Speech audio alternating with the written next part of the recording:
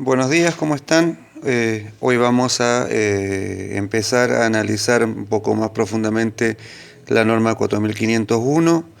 Esta corresponde a la representación de vistas en dibujo técnico.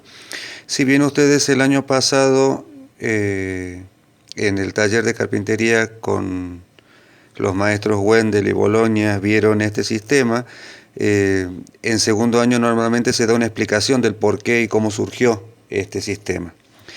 Este sistema básicamente se llama método Monge y está diseñado o estuvo diseñado por un ingeniero francés en la época de la Revolución Industrial, donde se encontraron con el inconveniente de poder transmitir información sobre piezas mecánicas, tanto en formas como en medidas, para que en otras empresas o en otros lugares pudieran construirlas y luego enviarlas hacia donde se habían pedido para que tal vez reemplazaran una pieza rota en una máquina o hacer una máquina nueva o generar alguna actividad distinta a la que normalmente se hacía.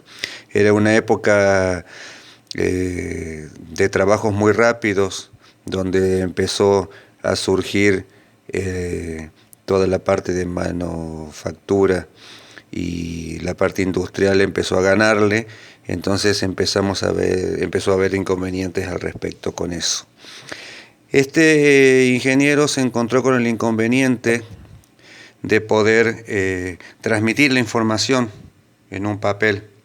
Entonces decidió colocar una pieza mecánica, como se ve en este lugar, en una caja, donde fue representando en cada una de sus laterales, en la parte superior y en la parte inferior, la representación de esa pieza, y luego al abrirla quedaba todo impreso como si fuera en un papel la forma real de la figura. Entonces, para que más o menos lo entiendan, yo decidí hacer esta representación de solo 3 caras de la figura, donde esta persona que diseñó el sistema colocó la pieza en el aire, luego todo lo que observaba sobre la superficie lo pasó al papel que tenemos atrás, después observó la pieza desde arriba y lo pasó al papel que tenía por debajo, y por último, para obtener las 3 vistas, porque hay más, ya las vamos a ver enseguida, observó desde el lateral izquierdo y lo dibujó en este extremo del papel.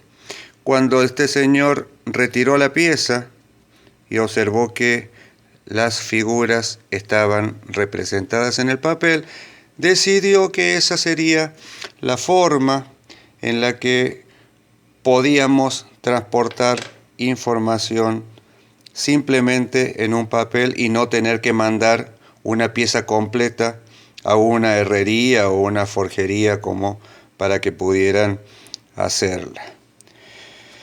Después se dio cuenta de que la pieza tenía más partes, tenía laterales que no se habían visto. Entonces pudo construir la representación completa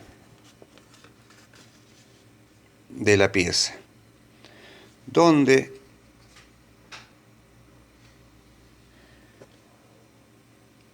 colocó la pieza en el medio, hizo el mismo trabajo, pero esta vez lo cerró en una caja completa. Y siguió la misma metodología.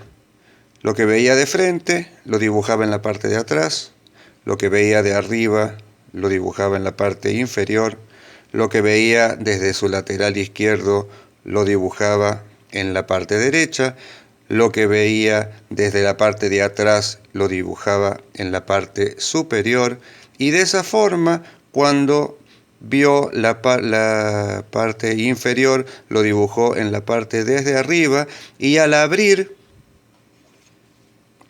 la figura se encuentra con las 6 representaciones de los laterales de esta pieza. Hoy en día ya no utilizamos este sistema porque sería sumamente engorroso poder o tener que hacer una caja para cada una de las piezas que nosotros vamos a trabajar. Entonces, utilizamos un sistema que llamamos rebatimiento y que nos genera el mismo resultado. En este sistema de rebatimiento, lo que nosotros vemos en la parte superior lo dibujamos en el papel y luego empezamos a girar la pieza. De ahí surge el nombre de rebatimiento. Y van a surgir también en este momento la utilización de las líneas que ustedes estuvieron viendo en el primer práctico, porque si ustedes pueden observar, en este lugar nosotros tenemos una línea que es la unión de estas dos aristas que tenemos en este extremo. Entonces, si yo digo que quiero observar lo que pasa en el lateral izquierdo, lo que tengo que hacer es girar la pieza hacia la derecha. Entonces, de esa manera, nosotros observamos que tenemos el lateral de la pieza, pero también aquí aparece algo bastante interesante, que son las líneas de trazos que representaban aristas que nosotros no veíamos, pero que sabíamos que están. Entonces, las representábamos de esta forma.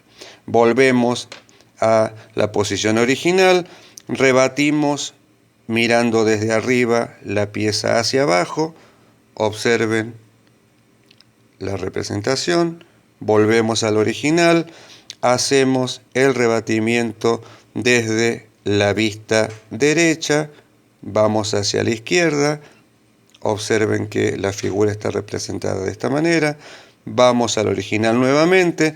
Si yo miro la pieza desde abajo, voy a observar un cuadrado, pero sé que tengo la arista esta que tengo en este lugar, y también sé que tengo la arista producto de este chaflán de la figura.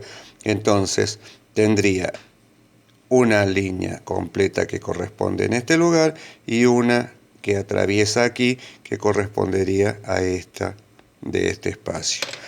Y por último, volviendo nuevamente al original, iríamos hacia la vista que correspondería a lo que nosotros vemos desde la parte de atrás de la figura, donde tenemos que tener en cuenta que hay que hacer 2 rebatimientos porque estamos pasando por una vista anterior. Entonces, de esa forma, volvemos a tener la representación del lateral de la pieza y la representación en línea de trazos de lo que corresponde a la intersección de estas 2 aristas. De esa manera nosotros tenemos el sistema completo en las 6 vistas o tenemos el sistema parcial en las 3 que podríamos representar. Normalmente se representan 2, 3 vistas y después, si falta información, se empieza a colocar las vistas restantes. El sistema implica 6 vistas, no podemos hacer más vistas que esa, exceptuando un caso muy particular. Entonces, a modo de resumen, tenemos que el sistema se llama Monge, que tiene 6 vistas en su representación total, que 3 son las vistas más usadas, que sería la vista de frente, la vista lateral izquierda y la vista superior. De esa manera nosotros podemos representar las figuras y luego simplemente llevarlas a acotar.